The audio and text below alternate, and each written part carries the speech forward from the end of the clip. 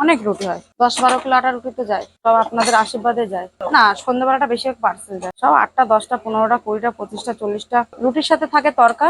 আর কাবলি ছোলার তরকারি আছে, এক একদিন একটা একটা সবজি হয়, আবার ছোলার ডালও হবে, আর চিকেন মটন যদি থাকে তো ওগুলোও চলে যায়।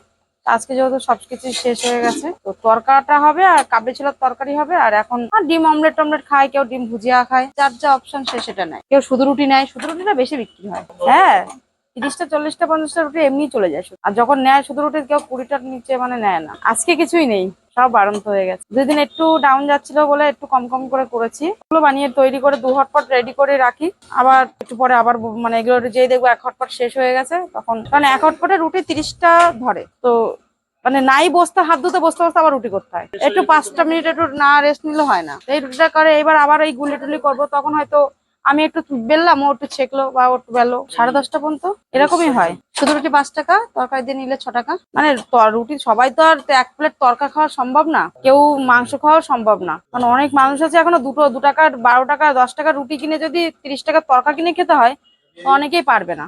এর জন্য একটু তরকারি রাখতে হয়, অনেক জায়গায় থাকে না, কিন্তু আমরা এখনো পর্যন্ত চেষ্টা করছি মানুষের জন্য রাখার, আর থাকবে এটা। আমাদের তরকারি দিয়ে রুটি বিক্রি করলে আমাদের লাভ হয় না। হ্যাঁ, যদি 10টা রুটি বিক্রি করে 10টা রুটির দাম 50 টাকা, তার 10 টাকা কি আর তুমি কোনো জায়গায় তরকারি পাবে?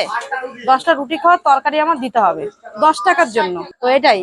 তবুও মানুষের কথা চিন্তা করলে করতে হয়, কারণ এখনো অনেক মানুষ আছে যাদের সামর্থ্য কুলোয় না। বয়স্ক মানুষ হচ্ছে 2টো রুটি খাবে, একটু ছোলার ডাল দিয়ে দিলাম, তারা সন্তুষ্ট হয় না। ভাত মানে করা হয় না, যা থাকে ওটা দিয়েই চালায় টুকিটাকি।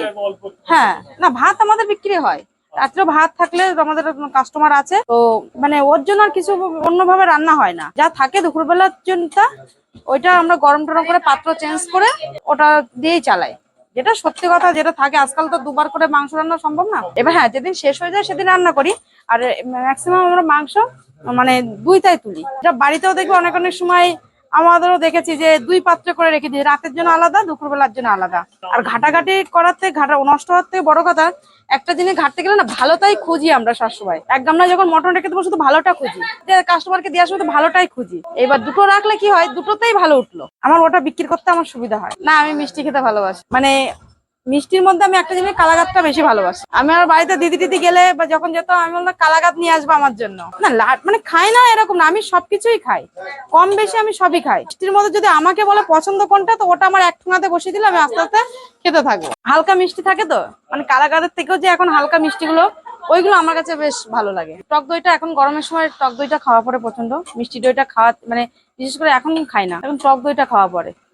একটা কথা কি, আমরা এখানকার দোকানে এক দোকানে খেয়ে খেয়ে আমাদের অভ্যাস হয়ে যায়, যখন আরেক দোকানে পাই তখন মনে হয় কি এটা মনে হয় বেস্ট লাগে। আপনাদেরও কিন্তু ক্ষেত্রে সেটাই হয়, এক দোকানের জিনিস খেতে খেতে দেখবো। আমরা কিন্তু বলি যে আমাদের এখানে যে দোকানটা আছে চাঁদপাড়া স্টেশনের মধ্যে, এমতেও ভালো দোকান আছে, তবুও আমাদের শর্টকাটে যখন আমরা এখান থেকেই নিই তখন আমাদের কিন্তু এটাই ভালো, মানে ভালো শেষ নেই, বলে না এরকম, এটাই ভালো লাগে। যতই লোকে বলুক যে ওটা ভালো, ওটা, তবু আমার কাছে এটাই ভালো, কারণ আমি কিন্তু রেগুলার কিন্তু ওই মাথায় যাওয়া আমাদের সম্ভব না, তো কাছে যেটা থাকবে সেটাই ভালো বলতে হবে আগে। আর আগে একদিন ওই হাবড়ার থেকে দই নিয়ে এসেছিল, একটু টক মিষ্টি টক মিষ্টি, বেশ ভালো লাগছিল। আমার এই মিষ্টির মধ্যেই ওই একটা জিনিসই আমার বেশি ভালো লাগে, কালাগাতটা ঘরে নিয়ে রাখবি, নিজের ইচ্ছা মতন খাবো।